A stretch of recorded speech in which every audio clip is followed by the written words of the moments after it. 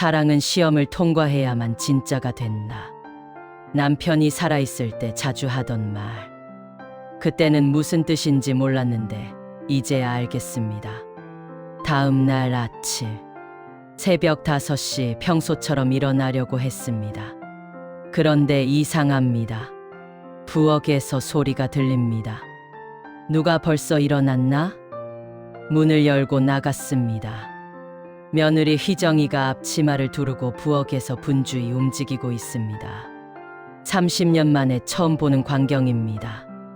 어머님, 왜 벌써 일어나셨어요? 제가 아침 다 준비할 테니까 더 주무세요. 휘정이가 환한 미소로 달려옵니다. 내 팔을 붙잡고 거실로 안내합니다. 어머님, 소파에 앉으세요. 제가 곧 아침 가져다 드릴게요. 나는 멍하니 소파에 앉았습니다. 이게 꿈인가 생시인가?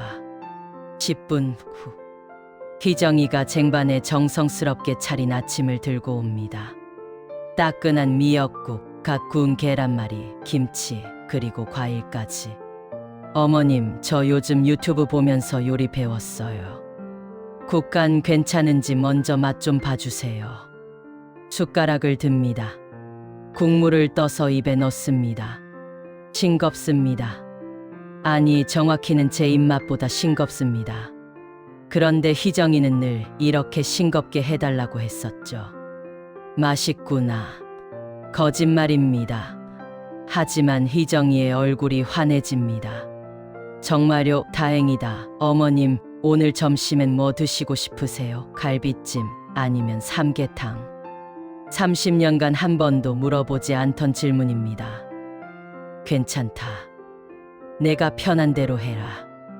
아니에요. 어머님이 좋아하시는 걸로 할게요. 제가 백화점 가서 한우 사올게요. 한우. 며느리 입에서 나올 줄 몰랐던 단어입니다. 식사를 마치고 방으로 돌아왔습니다. 침대에 앉자마자 현기증이 납니다. 어지럽다. 이 모든 게 현실이 맞나? 노크 소리가 들립니다. 할머니, 저예요. 수연이요. 손녀 수연입니다. 평소 같으면 노크도 없이 휴대폰만 보며 지나갔을 아이가 들어와. 문이 열립니다. 수연이가 들어옵니다. 화장을 했습니다. 할머니 방에 들어오는데 화장까지 하다니. 할머니, 이거 제가 용돈 모아서 산 건데요. 할머니, 드리고 싶어서요. 수연이가 작은 상자를 내밉니다. 백화점 포장지입니다. 받아서 뜯었습니다. 안에는 손목 보호대가 들어있습니다. 관절염료. 고맙구나. 할머니 무릎도 아프시잖아요. 다음엔 무릎 보호대도 살게요. 그리고 할머니, 저 그동안 정말 죄송했어요. 제가 너무 철이 없었어요. 수연이의 눈에 눈물이 맺힙니다. 진짜 눈물일까요? 연기일까요? 괜찮다. 다 지난 일이야. 할머니, 사랑해요. 수연이가 나를 안습니다. 30년 만에 처음입니다. 그 품이 따뜻합니다. 아니, 뜨겁습니다. 너무 뜨거워서 오히려 차갑게 느껴집니다.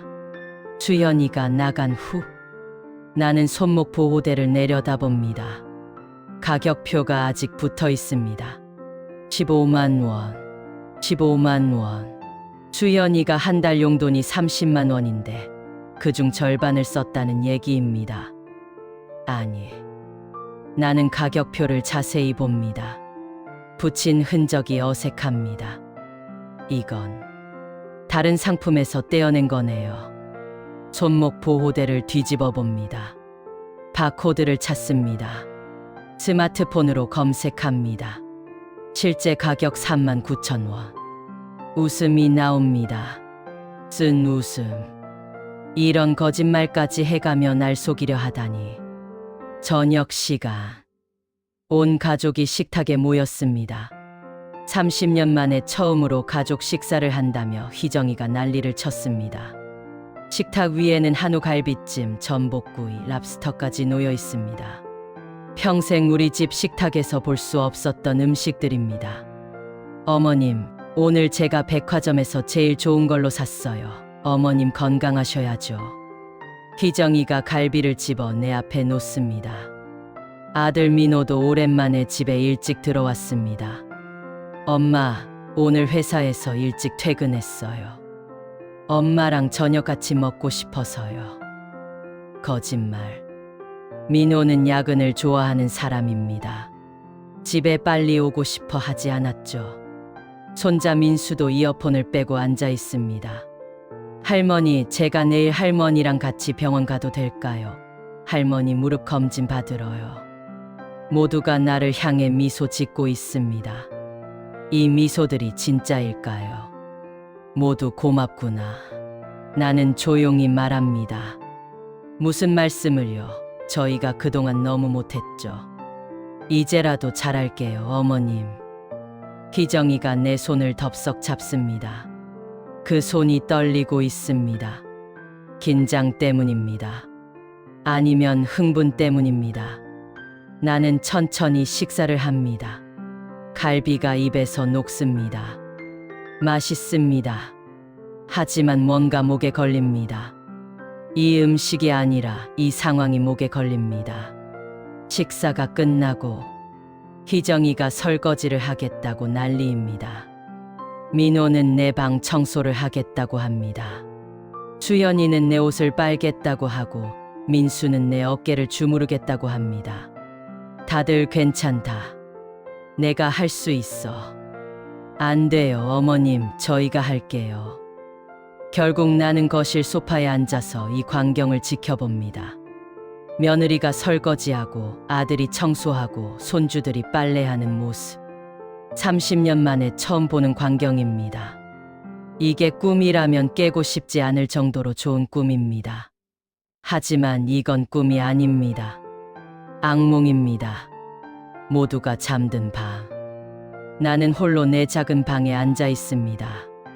50년 묵은 혼수 장롱을 바라봅니다. 천천히 일어나 장롱으로 갑니다. 맨 밑 서랍을 엽니다. 주식 증서가 있습니다. 아버지가 남긴 3% 지분. 그리고 오늘 변호사 한석훈이 준 서류들. 상속 관련 법률 문서들. 나는 서류를 한 장 한 장 읽어봅니다. 상속인 박순자 본명 박지선. 상속 재산 12조 3천억 원. 조건 없음. 조건이 없다는 게 오히려 이상합니다.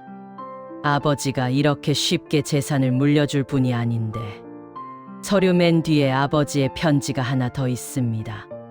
오늘 아침에는 못 본 편지입니다. 봉투를 뜯습니다. 지선아, 이 편지를 읽는다는 것은 내가 이미 가족들의 변한 모습을 목격했다는 뜻이겠지. 어떠니? 돈이 생기자 갑자기 효녀가 된 그들을 보며 무슨 생각이 들었니? 아버지는 내게 하나의 권리를 준다. 이 재산을 어떻게 사용할지는 전적으로 내 마음이다. 가족들에게 줘도 좋고 자선단체에 기부해도 좋고 내가 쓰고 싶은 곳에 쓰면 된다. 단 하나 아버지가 바라는 것이 있다면 내가 진짜 행복을 찾았으면 좋겠다. 돈이 아니라 진심이 담긴 사랑을 받으며 살았으면 좋겠다. 50년 전 내가 돈을 버리고 사랑을 택했듯이 이번에는 돈을 가지고서도 진짜 사랑을 구별할 수 있는 지혜를 갖기를 바란다. 아버지는 내가 현명한 선택을 할 거라 믿는다. 아버지가 편지를 읽는 내내 눈물이 흐릅니다. 아버지, 당신은 알고 계셨군요. 이렇게 될 거라는 걸. 나는 편지를 접어 서랍에 넣습니다. 그리고 침대에 누웠습니다. 천장을 바라봅니다. 오늘 하루가 파노라마처럼 스쳐갑니다. 며느리의 환한 미소, 손녀의 가짜 눈물, 아들의 거짓된 관심, 손자의 어색한 효심, 모두 진짜 같았습니다. 너무 진짜 같아서 오히려 가짜임이 더 확실했습니다. 30년을 함께 산 가족. 그 가족이 하루아침에 이렇게 변할 수 있다는 게 슬픕니다. 아니, 슬픈 게 아니라 화가 납니다. 30년간 내가 했던 모든 것들. 새벽 5시에 일어나 밥 짓고 설거지하고 빨래하고 청소하고 손주들 뒷바라지하고 그 모든 시간이 그들에게는 아무 의미가 없었다는 게 화가 납니다. 돈. 결국 돈이었습니다. 그들이 원한 건 나라는 사람이 아니라 내가 가진 돈이었습니다. 눈물이 멈추지 않습니다. 이불을 끌어당겨 얼굴을 묻습니다. 소리내어 울고 싶지만 참습니다. 이 집에는 얇은 벽 하나로 다 들립니다. 내가 우는 소리를 들으면 또 달려와서 걱정하는 척 할 테니까. 그런 연기는 이제 지겹습니다. 한참을 울고 나니 마음이 조금 가라앉습니다. 그리고 결심합니다. 좋아. 내가 시험해 보겠어. 아버지가 남긴 재산으로 저 사람들을 시험해 보겠습니다. 진짜 나를 사랑하는 사람이 누구인지, 진짜 가족이 누구인지 확실히 가려내겠습니다. 다음 날 아침, 나는 평소보다 늦게 일어났습니다. 7시. 부엌에 가니 이미 아침이 차려져 있습니다. 희정이가 웃으며 맞이합니다. 어머님 푹 주무셨어요? 오늘 제가 삼계탕 끓였어요. 고맙구나. 나는 식탁에 앉았습니다. 가족들이 모두 모였습니다. 얘들아, 내가 할 말이 있다. 모두가 나를 바라봅니다. 내일 변호사 사무실에 가서 정식으로 상속 절차를 밟을 거야. 네, 어머님, 저희가 같이 갈까요? 희정이가 번쩍 손을 듭니다. 아니, 혼자 갈게. 그리고 나는 잠시 멈춥니다. 모두의 눈이 나에게 고정되어 있습니다. 이 재산을 어떻게 쓸지 아직 결정 못했어. 그래서 6개월 정도 시간을 가지려고 해. 정적이 흐릅니다. 희정이의 미소가 조금 굳습니다. 6개월 동안 우리 가족이 진짜 어떤 가족인지 지켜볼 거야. 그리고 그때 결정할게. 무슨 말씀이세요, 어머님? 너희가 날 사랑하는지 아니면 내 돈을 사랑하는지 보겠다는 거야. 희정이의 얼굴이 창백해집니다. 어머님, 저희가 언제? 아니라면 증명해봐. 6개월 동안. 나는 일어섭니다. 6개월 후 내 결정을 말해줄게. 그때까지 너희가 진짜 가족으로서 날 대해준다면 모든 재산을 너희에게 물려줄 거야. 민호가 고개를 숙입니다. 수연이와 민수는 서로를 쳐다봅니다. 하지만 만약 나는 희정이를 똑바로 쳐다봅니다. 만약 너희가 거짓으로 날 대한다면 한 푼도 안 줄 거야. 희정이가 입을 벌립니다. 하지만 아무 말도 나오지 않습니다. 6개월. 시험 기간이야. 이제부터 모든 게 기록될 거야. 나는 방으로 돌아갑니다. 문을 닫는 순간 거실에서 웅성거리는 소리가 들립니다. 희정이의 날카로운 목소리, 민호의 낮은 한숨, 수연이의 짜증 섞인 투덜거림. 모두 내가 들으라고 하는 소리는 아니지만 다 들립니다. 나는 침대에 앉아 창밖을 바라봅니다. 겨울 햇살이 차갑게 빛납니다. 6개월. 이 시간이 끝나면 나는 진짜 답을 알게 되겠죠. 진짜 가족이 누구인지. 아니면 내게는 진짜 가족이 없다는 걸. 그것도 답입니다. 쓰디쓴 답이지만 사람의 진심은 시간이 증명한다더니 이제 그 시간을 기다릴 차례구나. 진짜 친구는 내가 무너질 때 나타난다. 남편이 살아있을 때 한 말. 그때는 그저 격언인 줄 알았는데 이제야 그 의미를 깨닫습니다. 다음 날 오전 10시. 법무법인 정도는 강남 한복판에 있었습니다.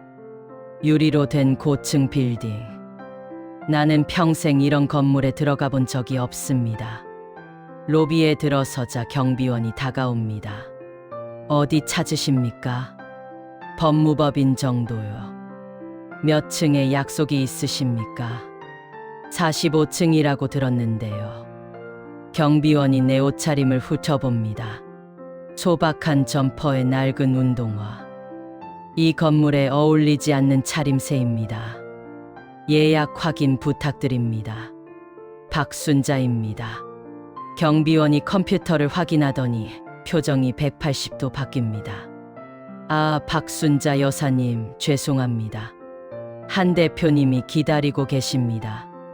이쪽 전용 엘리베이터를 이용하시면 됩니다. 전용 엘리베이터라니. 안내를 받아 엘리베이터를 탑니다. 거울에 비친 내 모습이 초라해 보입니다. 45층에 도착했습니다.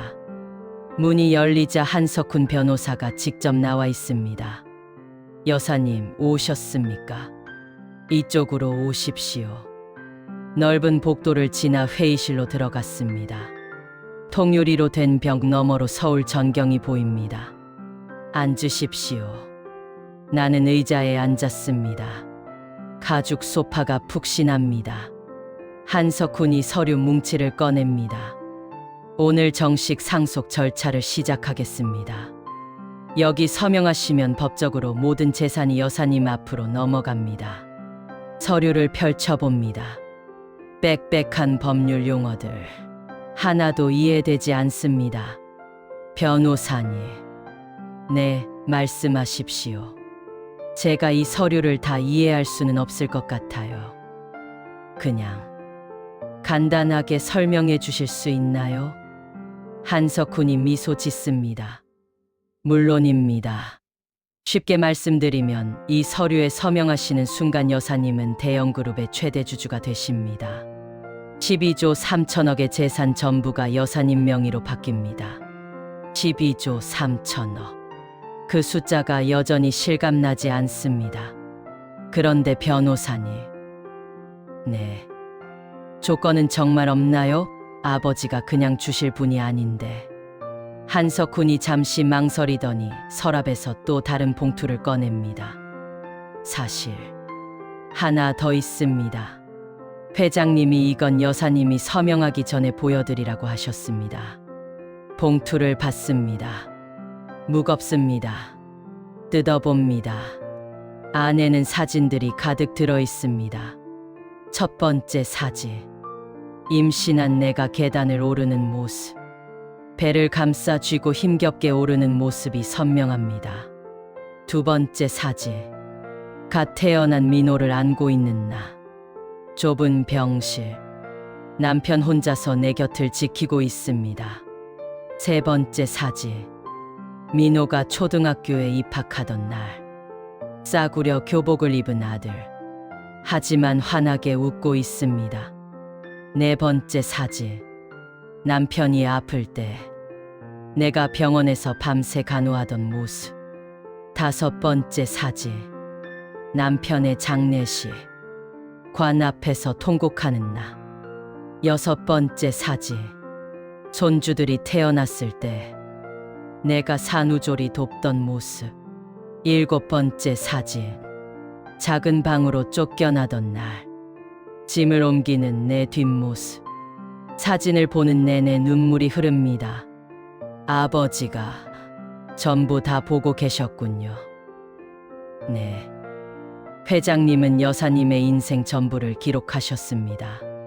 30년간 단 하루도 빠짐없이. 한석훈이 마지막 봉투를 꺼냅니다. 그리고 이것은 회장님이 직접 쓰신 일기입니다. 일기요? 네. 여사님에 관한 일기입니다. 읽어보시겠습니까? 고개를 끄덕입니다. 한석훈이 일기장을 펼칩니다. 아버지의 필체입니다. 1995년 3월 15일. 오늘 지선이가 아들을 낳았다. 병원에 몰래 찾아갔다. 창문 너머로 봤다. 지선이가 아기를 안고 환하게 웃고 있었다. 그 웃음이 너무 예뻤다. 내가 줄 수 있었던 부귀영화보다 훨씬 더 행복해 보였다. 나는 틀렸다. 지선이는 옳았다. 2005년 8월 22일. 지선이의 남편이 암 진단을 받았다고 한다. 조사를 시켜봤다.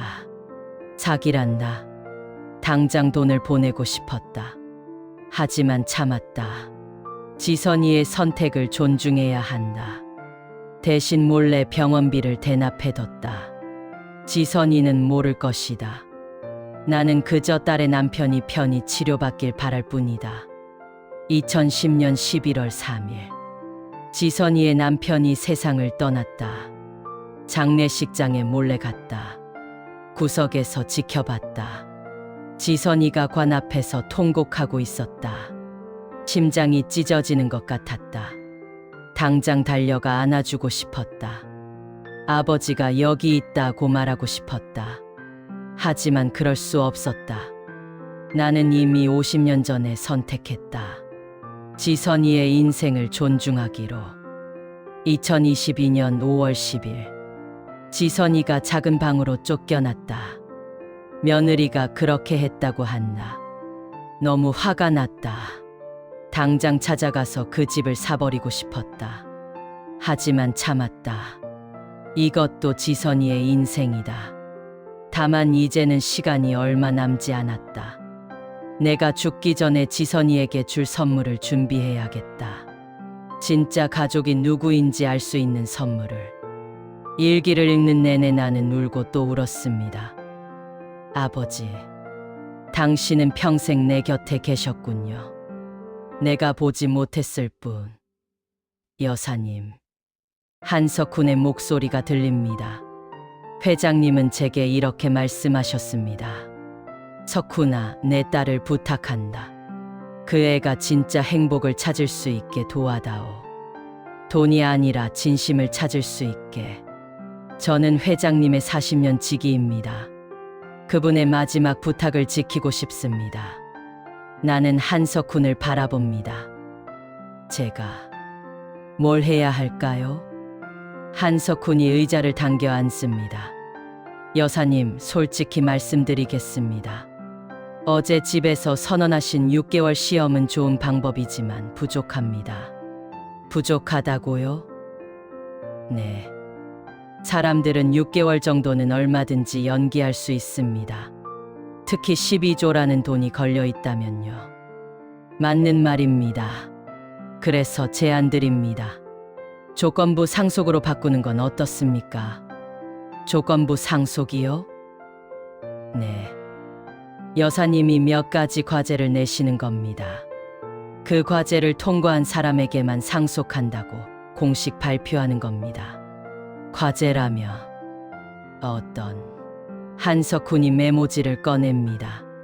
제가 제안드리는 건 이렇습니다. 첫째, 한 달간 여사님이 살았던 방식대로 살아보기. 새벽 5시 기상, 집안일 도맡아 하기, 용돈 월 10만 원으로 생활하기. 혹독합니다. 하지만 나는 30년을 그렇게 살았습니다.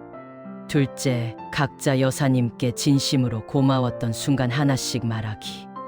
구체적으로 날짜와 이유까지. 가능할까요? 30년간 나를 투명인간 취급하던 사람들이. 셋째, 만약 상속이 취소된다 해도 여사님과 계속 함께 살 수 있는지 답하기. 이건 서면으로 받습니다. 이건 진짜 시험입니다.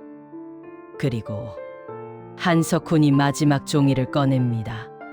마지막으로 여사님이 돌아가신 후가 아니라 지금 당장 재산을 나눠드린다고 가정합니다.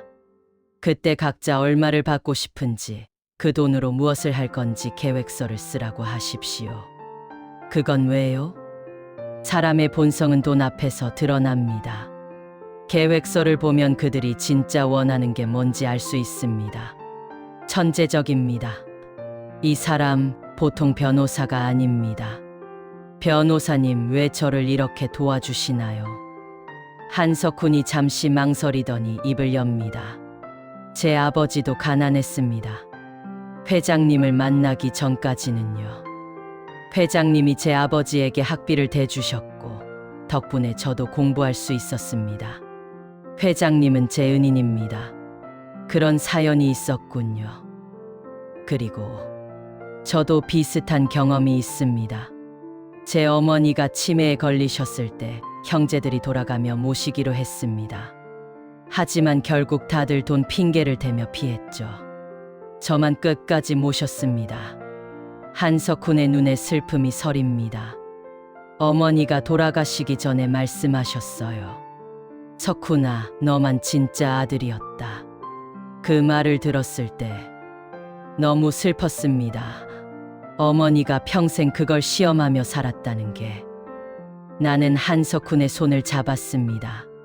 고마워요, 변호사님. 덕분에 용기가 생겼어요. 여사님이 하실 일은 이겁니다. 오늘 서명하시고 내일 가족회의를 소집하세요. 그리고 제가 말씀드린 조건들을 공표하십시오. 저도 배석하겠습니다. 법적 효력을 갖도록요. 나는 고개를 끄덕입니다. 그렇게 하겠습니다. 서류에 서명합니다. 떨리는 손으로 한 글자 한 글자 씁니다. 박순자. 서명이 끝났습니다. 한석훈이 서류를 챙깁니다. 축하드립니다. 여사님은 이제 대한민국에서 손꼽히는 부자가 되셨습니다.